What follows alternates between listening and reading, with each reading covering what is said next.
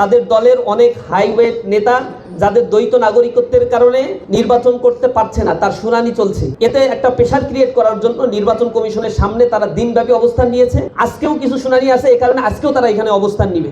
আর মিডিয়ার দৃষ্টি ফেরানোর জন্য তারা সাকসুই নির্বাচনকে ইস্যু করেছে, এটা জাতীয় ইস্যু বানানোর চেষ্টা করছে। কোর্টে তাদের পরিকল্পিত রিট তারা দায়ের করেছে যাতে নির্বাচন বানচাল করে এবং রাস্তায় ছাত্ররা নামে, পুরো মিডিয়া হাইপটা যেন সেদিকে থাকে। আর ওদিকে তাদের যে দ্বৈত নাগরিকত্ব এবং ঋণ খেলাপির কারণে যাদের নাগরিক প্রার্থিতা বাতিল হয়েছে সেগুলো যেন অনায়াসে তারা প্রেশার ক্রিয়েট করে ফিরিয়ে নিয়ে আসতে পারে। এই চক্রান্তেই তারা ডাবল স্ট্যান্ডার্ড গেম খেলছে। তারা লোকাল লেভেলের ছাত্র সংসদ নির্বাচনে সাকসুর অবস্থান কখনোই বিশ্লেষণে নেয় নাই। ওইখানে কোনো ধরনের থ্রেট আছে কিনা তা কখনো বিবেচনা করে নাই। প্রশাসনের অবস্থান কি তা বিবেচনা করে নাই। তারা তাদের প্যানেলের সাথেও বিন্দুমাত্র আলোচনা করেনি। কোনো ধরনের প্রচারণায় 20 দিন ধরে ছাত্রদল শাহজালাল বিজ্ঞান প্রযুক্তিতে অংশগ্রহণ করে নাই। তার মানে এটা তাদের ইন্টেনশনালি, ইচ্ছাকৃতভাবে তারা এই পরিকল্পনা করেছে শেষ সময় এসে রিটের মাধ্যমে তারা আদালতকে ব্যবহার করে এই নির্বাচনকে বানচাল করবে। এই কারণে তারা কোনো ধরনের প্রচারণায় অংশগ্রহণ করে নাই। এগুলো তাদের স্পষ্ট ছাত্রদের সাথে তামাশা করার সামিল। সারা বাংলাদেশ ব্যাপী আজকে ছাত্ররা তাদেরকে বিনা কারণে বয়কট করে নাই। তাদের এই কর্মকাণ্ডের কারণেই তারা